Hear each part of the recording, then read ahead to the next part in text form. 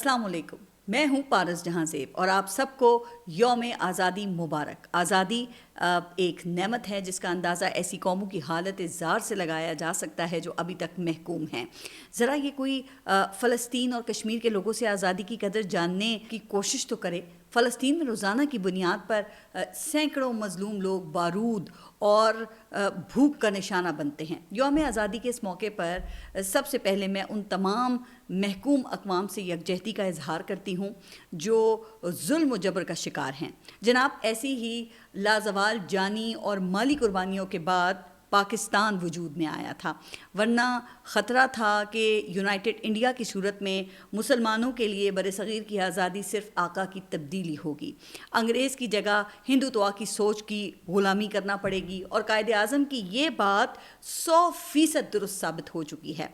आज इंडिया में जिस हिंदुत्व सोच की हुक्मरानी है, अगर तकसीम ना हुई होती तो आज खुदा न खास्ता मोदी भी हमारे साथ जनाब वही कुछ कर रहा होता जो उसका दोस्त नेतन्याहू इस वक्त फ़लस्तीन में कर रहा है। वो उनकी नस्ल कुशी में मसरूफ़ है, लेकिन अल्हम्दुलिल्लाह पाकिस्तानी कौम ने कायदे आज़म की क़यादत पर भरोसा किया, क्योंकि सबको उनके विज़न, उनकी सलाहियतों और सबसे बढ़कर उनकी ज़ाती दयानत और अमानत पर यकीन की हद तक एतमाद था। फिर मुसलमानों के इस ईमान, इत्तेहाद और तंजीम का नतीजा पाकिस्तान की सूरत में हासिल हुआ है। आज़ादी के बाद फिर क्या हुआ, इस पर ज़रूर मुख्तलिफ आरा हो सकती है। हाँ बिल्कुल, बहुत कुछ ऐसा है जो नहीं होना चाहिए और बहुत कुछ ऐसा है जिसे जारी रहना चाहिए था, लेकिन बदकिस्मती से ऐसा नहीं हुआ।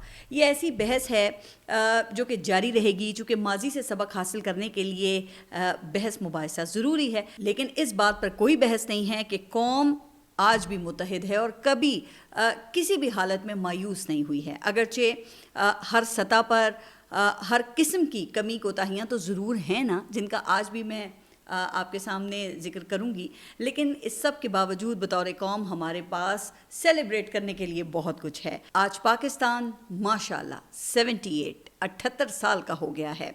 कौमों की ज़िंदगी में ना ये 78 साल कोई बहुत ज़्यादा उम्र नहीं होती है। कौमें तो सदियों में बनती हैं और फिर हज़ारों सालों पर मुहीत तहज़ीबों को जन्म देती हैं, और ज़ाहिर है कि जिसके लिए एक लंबा अरसा या लंबा सफ़र तय करना पड़ता है, गलतियों की इस्लाह करनी पड़ती है, माजी के आईने में हाल और मुस्तकबिल को उस्तवार करना पड़ता है। वैसे अब ये कोई रॉकेट साइंस नहीं रही है। सोशल साइंटिस्ट ने वो चीदा औसाफ बयान कर दिए हैं जो किसी भी कौम के उरूज या ज़वाल का बाइस बनते हैं। अब इनमें अहम तरीन कौमी वहदत के तहफ़्फ़ुज़ की सलाहियत, साइंस और टेक्नोलॉजी में तरक्की और अखलाकी बरतरी शामिल है। अब ज़ाहिर है कि उरूज हासिल करने के लिए अखलाकियात के फिर आला स्टैंडर्ड्स कायम करने पड़ते हैं, जिसका पैमाना कानून की हुक्मरानी है, ना कि हुक्मरान का कानून। बदकिस्मती से इस इंडेक्स पर हमारा शुमार अब भी दुनिया की पहली 100 नेशंस में तो नहीं होता है, लेकिन इसका ये मतलब भी हरगिज़ नहीं कि इसके लिए कौम में तड़प या फिर कोशिश का फुकदान है। मेरा ईमान है कि कौम इत्तेहाद और इत्तफाक से इन मनाजिल को तय कर सकती है। अगर आज हम इत्तेहाद के ज़रिए अपने से कई गुना बड़े दुश्मन इंडिया को धूल चटा सकते हैं, इलाकाई और आलमी सतह पर इंडिया को हम टफ टाइम दे सकते हैं, तो फिर कोई वजह नहीं है कि दीगर शोबों में भी हम दुनिया का मुकाबला ना कर सकें। लेकिन इन सब बातों का इन्हिसार कौमी वहदत के तहफ़्फ़ुज़ की सलाहियत पर है, जो पूरी कौम को एक लड़ी में पिरो देता है, जिसके लिए अस्करी ताकत के साथ साथ ज़ाहिर है कि कौमी यकजहती शर्त है। और कौमी यकजहती भेड़ के रेवड़ की तरह डंडे के ज़ोर पर एक समत में चलने का नाम नहीं है, बल्कि ये मुख्तलिफ सोच के हामिल लोगों को एक काबिल एतमाद निज़ाम के ज़रिए एक मकसद पर इकट्ठा करने का नाम है, जो ताकत के इस्तेमाल से नहीं बल्कि कौम के एतमाद से हासिल होता है, जो अवाम के हकीकी नुमाइंदों के ज़रिए ही मुमकिन है, जिसकी एक बड़ी एग्ज़ाम्पल कायदे आज़म मोहम्मद अली जिन्ना हैं, जिनके क़यादत पर आप देखें कि हर रंग, नस्ल, हर ज़बान के हामिल लोगों ने अपने एतमाद का इजहार किया था। कौम में ऐसे लोग भी मौजूद موجود تھے جو قائد اعظم کی تقاریر نہیں سمجھتے تھے، چونکہ ظاہر ہے کہ وہ انگریزی میں بات کیا کرتے تھے، لیکن سب کو اس بات پر پورا یقین تھا کہ قائد اعظم جو بھی کہہ رہے ہیں قومی مفاد نہیں کہہ رہے ہیں، کیونکہ ان کی ذاتی انٹیگریٹی کسی شک و شبے سے بالا تر تھی۔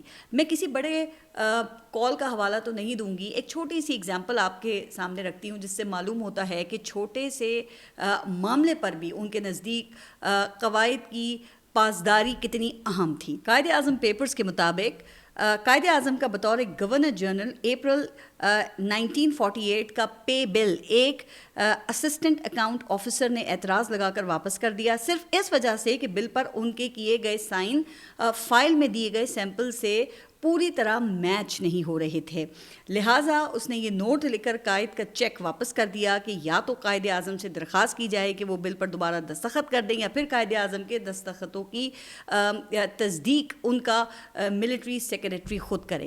کیا خیال ہے ویسے کہ حکمران وقت کے سامنے قانون اور ضابطے کی اس درجے پاسداری کی جرت آج کے دور میں کوئی بڑے سے بڑا آفیسر بھی کر سکتا ہے؟ ویسے آج کل کی تو ضلع تحصیل کے ریونیو آفیسر بھی حکومتی M&A کی مرضی سے لگتے ہیں، جن کی گاڑیوں اور ٹینکیوں میں پھر کروڑوں کا کیش وہاں سے برآمد ہوتا ہے۔ قائد اعظم نے تو سیاستدانوں اور ملازمین کو قومی خزانے سے چائے پینے کی بھی اجازت نہیں دی تھی۔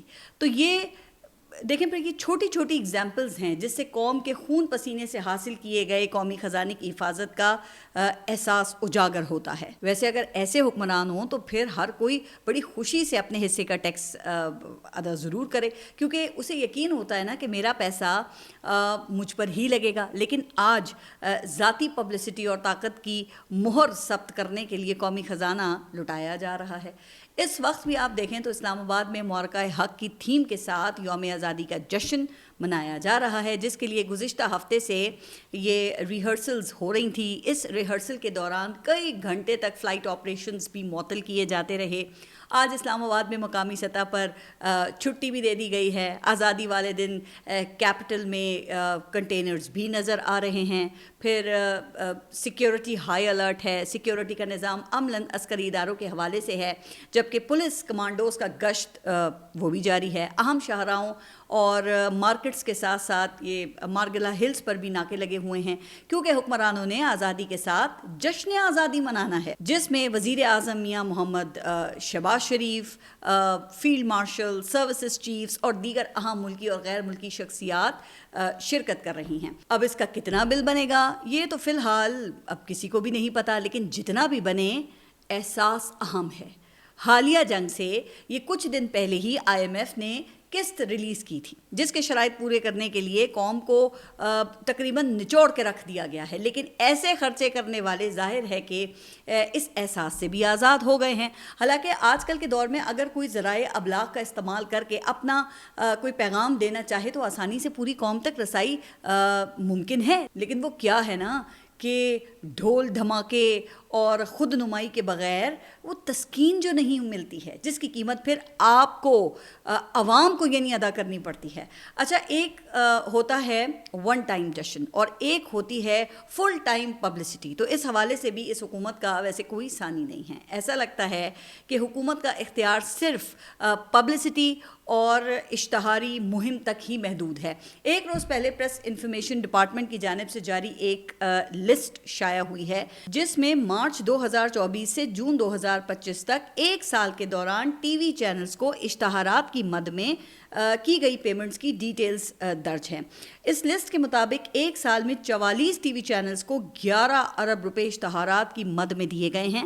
اخبارات اور میگزینز کو دیے گئے اشتہارات وہ اس کے علاوہ ہیں۔ اچھا، اب میں یہاں پہ کسی چینل کا نام نہیں لوں گی، لیکن پہلے نمبر پر موجود چینل کو 74 کروڑ 86 لاکھ روپے ادا کیے گئے ہیں، جبکہ 44ویں یعنی کہ آخری نمبر پر موجود چینل کو 2 کروڑ روپے سے زائد کی ادائیگی کی گئی ہے۔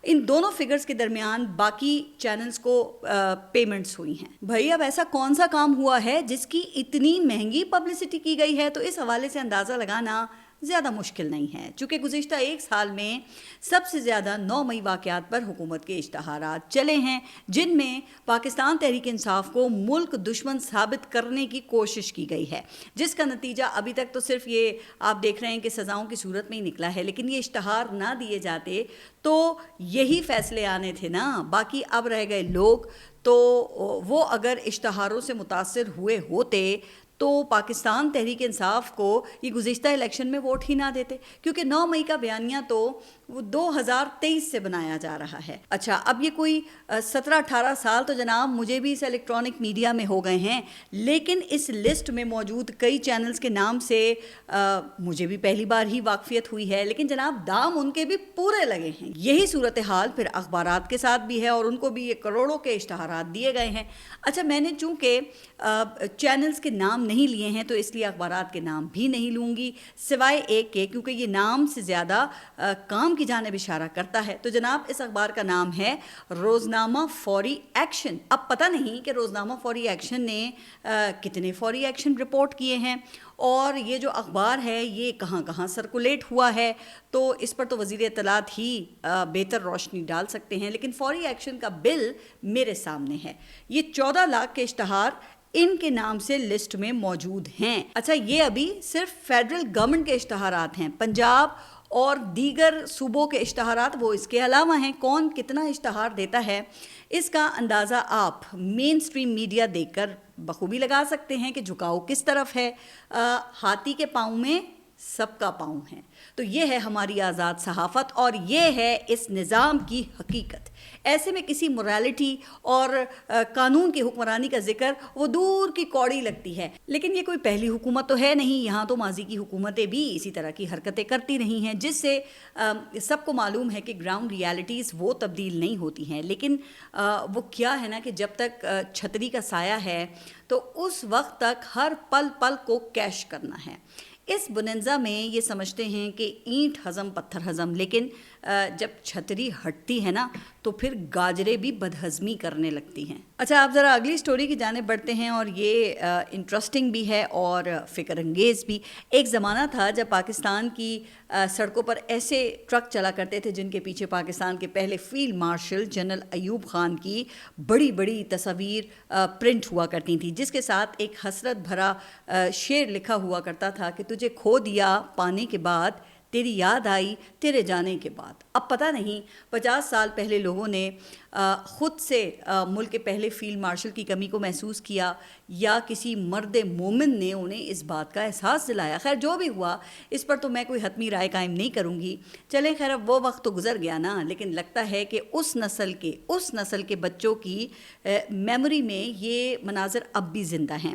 وہ بچے آج بڑے ہو گئے ہیں، ان میں سے کچھ تو لگتا ہے کہ بہت ہی بڑے تخلیق کار بن گئے ہیں۔ ایسے ہی ایک تخلیق کار نے ملک کے پہلے فیلڈ مارشل کی تصویر کے ساتھ وابستہ حسرت اور پچھتاوے کی تھیم کو بدلنے کی ٹھانی ہے۔ گزشتہ دنوں ایک ویڈیو وائرل ہوئی جس میں ایک چلتے ہوئے ٹرک کے پیچھے پاکستان کے دوسرے فیلڈ مارشل عاصم منیر کی تصویر پرنٹ کی ہوئی نظر آ رہی ہے۔ ویڈیو میں اس ٹرک کے پیچھے ایک ٹی وی چینل کی سیٹلائٹ وین بھی دکھائی دیتی ہے۔ ٹرک کے اوپر سے ایک ڈرون کیمرہ بھی گزر رہا ہے۔ پیغام واضح ہے کہ ملک کے پہلے فیلڈ مارشل کی طرح ان کے جانے کے بعد پچھتانے سے بہتر ہے کہ دوسرے فیلڈ مارشل کی موجودگی سے فائدہ اٹھا لیا جائے۔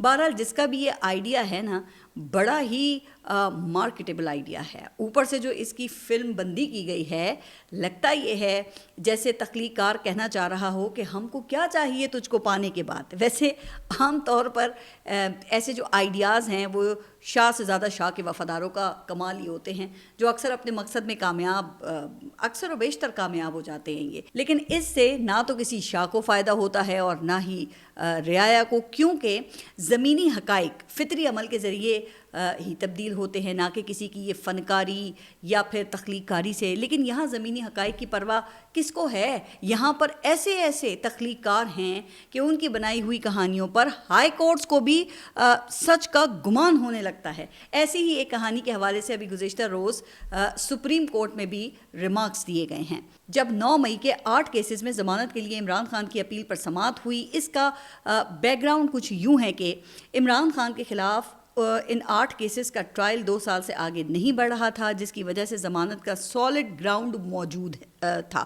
ایسے کیسز میں 2 سال بعد عام طور پہ ویسے ضمانت ہو جاتی ہے، لیکن لاہور ہائی کورٹ نے نہیں دی ضمانت۔ ویسے اگر ضمانت ہو بھی جاتی تو بھی کون سا فرق پڑنا تھا، کیونکہ القادر جو ٹرسٹ کیس ہے اس میں تو عمران خان سزا کاٹ رہے ہیں، لیکن وہ 2 پولیس والوں کی تخلیق کردہ 9 مئی سازش کہانی سے لاہور ہائی کورٹ اتنی متاثر ہوئی ہے کہ بغیر ٹرائل کے عمران خان کو 9 مئی کا ماسٹر مائنڈ قرار دے دیا گیا ہے۔ اب لاہور ہائی کورٹ کے اس فیصلے پر چیف جسٹس سپریم کورٹ نے ریمارکس دیے ہیں کہ ضمانت کے کیس میں ہائی کورٹ نے ٹرائل کے میرٹس پر رائے کیوں دی۔ اب ویسے دیکھا جائے تو چیف جسٹس سپریم کورٹ کے ریمارکس عمران خان کی اپیل کے حق میں دلیل ہیں، لیکن صرف آپٹکس کی حد تک، کیونکہ عملی طور پہ لاہور ہائی کورٹ کی آبزرویشن کے بعد انسداد دہشت گردی کی 4 عدالتوں نے 9 مئی کے فیصلے دیے ہیں، جس میں ہائی کورٹ کی آبزرویشن کے مطابق ملزمان کو سازش کی بنیاد پر سزائیں دی ہیں۔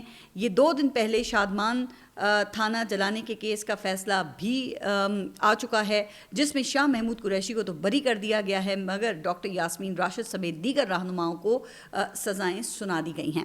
اچھا، اہم بات یہ ہے کہ انسداد دہشت گردی کی عدالت نے شاہ محمود قریشی کی حد تک تو وہ 2 پولیس والوں کی گواہی کو تسلیم نہیں کیا، لیکن دوسرے رہنماؤں کے خلاف انہی لوگوں کی گواہی اسے قبول کر لیا ہے۔ انصاف کے اصولوں کو سامنے رکھتے ہوئے ویسے یہ بات ہضم نہیں ہوتی کہ ایک ہی کہانی میں شامل مختلف کرداروں میں سے کچھ کو چن کر سزا دے دی گئی اور کچھ کو چھوڑ دیں۔ ویسے اس کا ہرگز مطلب یہ نہیں ہے کہ شاہ محمود قریشی کو کوئی فیور دیا گیا ہے، بلکہ اس کا مطلب یہ ہے کہ کچھ لوگوں کو آپ جان بوجھ کر سبق سکھانا چاہتے ہیں۔ شاہ محمود قریشی کے حوالے سے اب پاکستان تحریک انصاف کے سیکریٹری جنرل نے واضح کیا ہے کہ اگر وہ جیل سے باہر آئے تو عمران خان کی ہدایات کے برعکس کچھ بھی نہیں کریں گے۔ اگر ایسا ہے تو جناب پھر تو مشکل ہی لگتا ہے کہ وہ جیل سے باہر آئیں۔ لیکن ایک اور اہم بات جو سلمان اکرم راجہ نے کی ہے وہ یہ کہ 14 اگست کے احتجاج کے حوالے سے انہوں نے کہا کہ 14 اگست کے پروگرام کو احتجاج کا نام نہیں دے رہے، لیکن ہمارے لوگ آزادی کے جشن میں باہر نکلیں گے اور پاکستان تحریک انصاف سے وابستگی کا اظہار کریں گے، کیونکہ پاکستان میں وہ حالات نہیں جو قائد اعظم کا خواب تھے۔ عدلیہ آزاد نہیں، 2 پولیس والوں کو پیش کر کے سزاؤں کا اعلان کر دیا جاتا ہے۔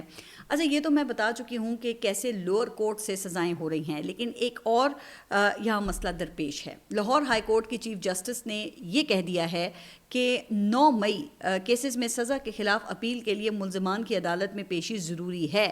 اب پیشی کے لیے وہ آئیں گے تو پھر گرفتار کر لیے جائیں گے، اور پھر اس بات کی بھی کوئی ضمانت نہیں ہے کہ گرفتاری کے بعد کب ان کی ضمانت کا کیس جو ہے سماعت کے لیے مقرر ہوگا۔ لیکن اگر وہ پیش نہیں ہوتے تو پھر لوور کورٹ کا فیصلہ ایک خاص وقت کے بعد حتمی شکل اختیار کر لے گا۔ یہ پیغام ہے عمران خان کے وفادار ساتھیوں کے لیے جو اب تک ان کے ساتھ ڈٹ کر کھڑے ہیں۔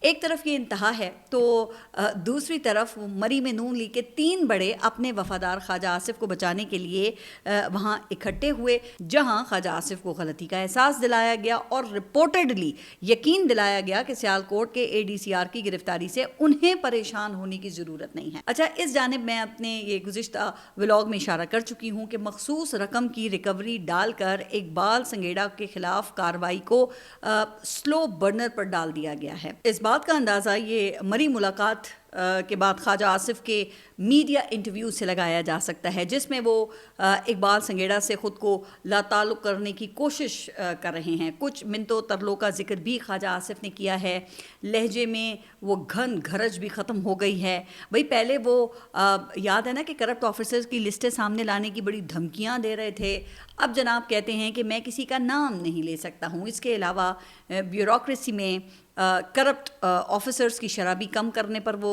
راضی ہو گئے ہیں، اور پہلے کہا تھا کہ آدھے سے زیادہ پرتگال میں شہریت لے چکے ہیں، اب موصوف یہ 20 سے 25% پر آ گئے ہیں۔ رپورٹڈلی یہ موقف میں یہ تبدیلی مری ملاقات کا ہی نتیجہ ہے۔ اب خواجہ آصف کہتے یہ ہیں کہ مریم نواز پہلے بیٹی ہیں اور پھر وزیر اعلیٰ پنجاب۔ اگر ایسا ہی ہے تو پہلے کیا خواجہ آصف محسن نقوی کو دھمکیاں دے رہے تھے جو اس سے پہلے پنجاب کے نگران وزیر اعلیٰ تھے؟ خیر، خواجہ آصف جس کو بھی سنا رہے تھے نا، اب لگتا یہ ہے کہ معافی تلافی کافی ہو گئی ہے، لیکن نون لیگ کی جانب سے تاثر یہ دیا گیا ہے جیسے کہ مری میں بائی الیکشن کی ٹکٹوں کی تقسیم ہو رہی تھی۔ اس حوالے سے وزیر اعلیٰ پنجاب کی ترجمان نے یہ دعویٰ کیا ہے کہ نون لیگ کو ایک سیٹ پہ 15 امیدواروں کی درخواستیں ملی ہیں، جبکہ پاکستان تحریک انصاف کو امیدوار نہیں مل رہے۔ تو ہو سکتا ہے کہ ایسا ہی ہو، کیونکہ امیدواروں کو اچھی طرح سے پتہ ہے کہ نون لیگ کے ٹکٹ پر جیتنے کے لیے صرف فارم 47 کا ایک کاغذ ہی تو لگنا ہے۔ تو ایسی لاٹری کے لیے اگر صرف 15 ٹکٹ ہی بکے ہیں تو یہ بھی کم ہے نا بھائی، ایسی منی بیک گارنٹی تو شمالی کوریا یا روس میں ہی مل سکتی ہے۔ کچھ رپورٹرز نے یہ دعویٰ کیا ہے کہ ایسی تہمت سے بچنے کے لیے ہی خواجہ سعد رفیق نے پارٹی کی جانب سے قومی اسمبلی کے حلقے پر ٹکٹ کی آفر قبول نہیں کی۔ اب رانا مشہود کو میاں اظہر کے انتقال سے خالی ہونے والے حلقے سے میدان میں اتارا جائے گا، جن کے حوالے سے یہ بات اہم ہے کہ 2024 میں ان کے لیے صوبائی حلقے پر فارم 47 کا بندوبست اس لیے نہیں کیا گیا تھا کیونکہ اگر وہ جیت جاتے تو ظاہر ہے کہ پنجاب اسمبلی کے اسپیکر بننا پڑتا، جس کے لیے کرم فرماؤں کی نظر ایک اور چہیتے پر تھی جو اسپیکر بن کر آج اپوزیشن ممبرز کے لیے جلاد بنے ہوئے ہیں، احتجاج کرنے پر ڈی سیٹ کرنے کی دھمکیاں دیتے ہیں، ہر سیشن میں کسی نہ کسی کو معطل کیا جاتا ہے۔ لیکن وہ کہتے ہیں نا کہ ہر معاملے پہ یہ ہیڈ ماسٹری چلانا ٹھیک نہیں ہوتا۔ ابھی حال ہی میں اسلام آباد کی انتظامیہ نے ایک مسجد شہید کی ہے۔ انتظامیہ کا موقف یہ ہے کہ گرانے سے پہلے متبادل جگہ پر تعمیرات کر دی گئی ہیں، جبکہ مسجد انتظامیہ کا کہنا یہ ہے کہ متبادل جگہ مدرسے کے لیے دی گئی، مسجد کو گرانے کی کوئی بات نہیں ہوئی تھی۔ اب سنا یہ ہے یا خبریں ایسی ہیں کہ مزید مدارس کی نشاندہی کی گئی ہے جو کہ مبینہ طور پر تجاوزات پر بنی ہیں۔ اس حوالے سے کوئی بھی یک طرفہ کارروائی معاملے کو ظاہر ہے کہ بڑھا سکتی ہے۔ اگر تجاوزات کے خلاف آپریشن کرنا ہی ہے تو پھر آپ اکراس دا بورڈ کریں نا۔ اب یہ نہیں ہو سکتا کہ ایک طرف آپ مساجد شہید کریں اور دوسری طرف یہ کچھ سرکاری اور نجی ادارے کئی ایکڑ اراضی یا سڑک پر پارکنگ کے نام پر قبضہ کر لیں۔ لیکن کیا طاقتور نجی اور سرکاری اداروں کے خلاف اسلام آباد کی انتظامیہ کچھ کر سکتی ہے؟ یہ جرت ہے؟ اگر کر سکتی نا تو ظاہر ہے کہ یہ نوبت کیوں آتی؟ آپ اپنا خیال رکھیے اور اگلے ولاگ تک کے لیے اللہ حافظ۔